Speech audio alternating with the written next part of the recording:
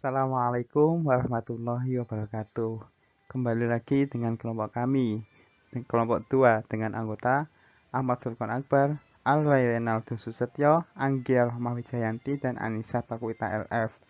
Nah, kelompok 2 pada kali ini membahas mengenai multikasus.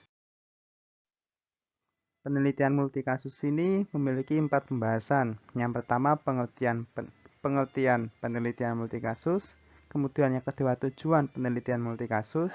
Yang ketiga yaitu karakteristik penelitian multikasus. Dan yang terakhir yaitu proses penelitian multikasus. Yang pertama yaitu pengertian multikasus.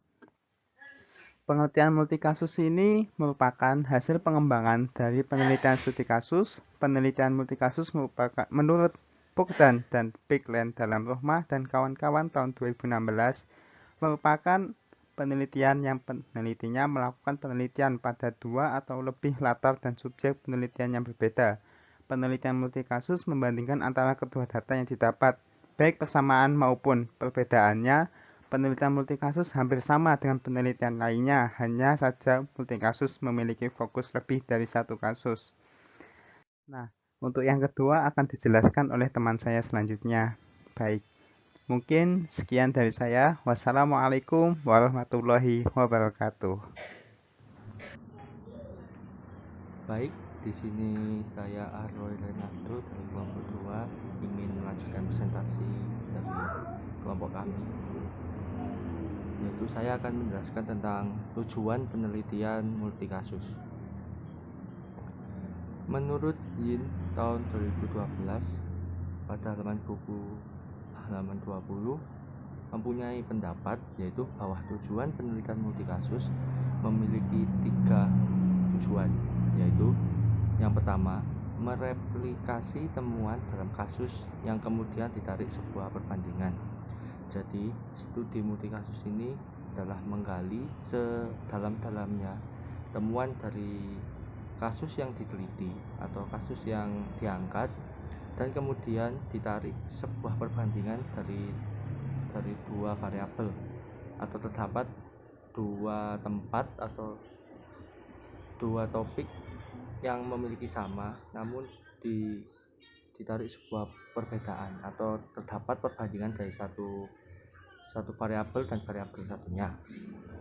Untuk yang kedua yaitu peneliti menggunakan studi multikasus guna menemukan persamaan atau perbedaan mengenai topik utama dari judul yang diangkat.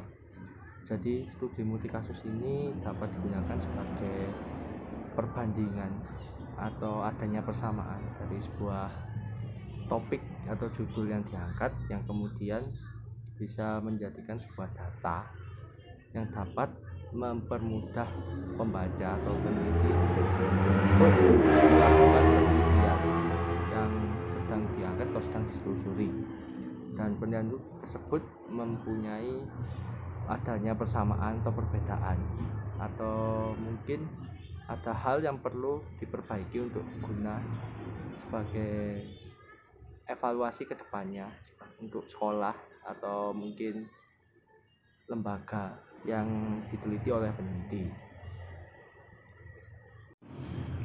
Baik, untuk tujuan penelitian multikasus yang terakhir yaitu adanya peneliti yang menggunakan metode ini biasanya memiliki tujuan berupa ingin mengetahui lebih dalam atau seperti menjelaskan, mendeskripsikan, atau memahami suatu strategi, implementasi, dan implikasi yang mendalam berdasarkan 2 variabel dan 2 sumber.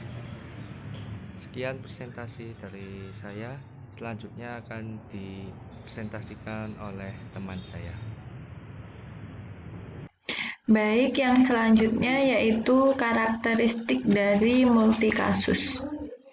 Menurut Yin dalam Gustafson tahun 2017, studi multikasus dapat digunakan untuk memberikan hasil yang kontras untuk alasan yang diharapkan atau salah satu pertanda hasil yang sama dalam penelitian.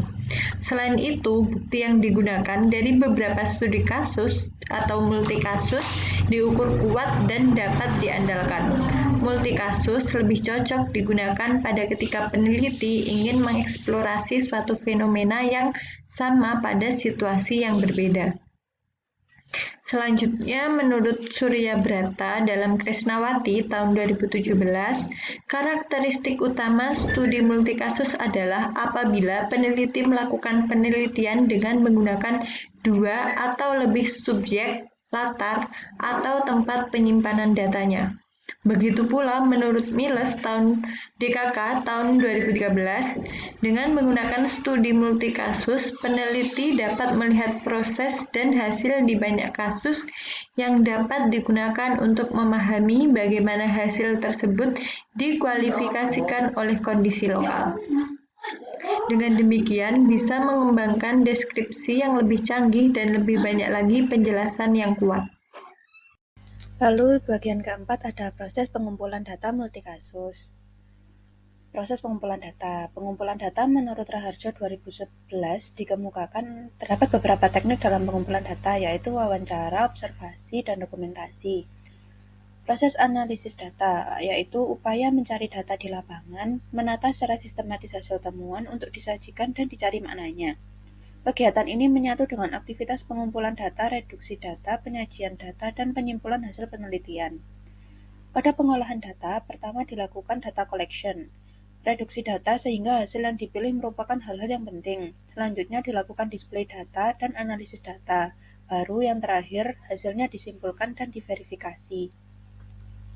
Contoh penelitian multikasus yang dilakukan oleh Wahyu Ramadhani, Kusmin Tarjo, dan Imron Arifin pada tahun 2016 yang bertempat di PAUD Islam Sabilillah Kabupaten Sidoarjo dan SDN Tanjung Sari 1 Kabupaten Sidoarjo.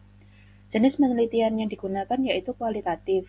Teknik penelitian yang digunakan yaitu wawancara, observasi, dan dokumentasi pengumpulan data. Fokus penelitiannya adalah menemukan persamaan dan perbedaan mengenai kepemimpinan kepala sekolah, peran kepala sekolah, faktor pendukung dan penghambat, serta usaha menyelesaikan hambatan dalam meningkatkan kinerja guru di PAUD Islam Sabilillah dan SDN Tanjung Sari 1 Sidoarjo.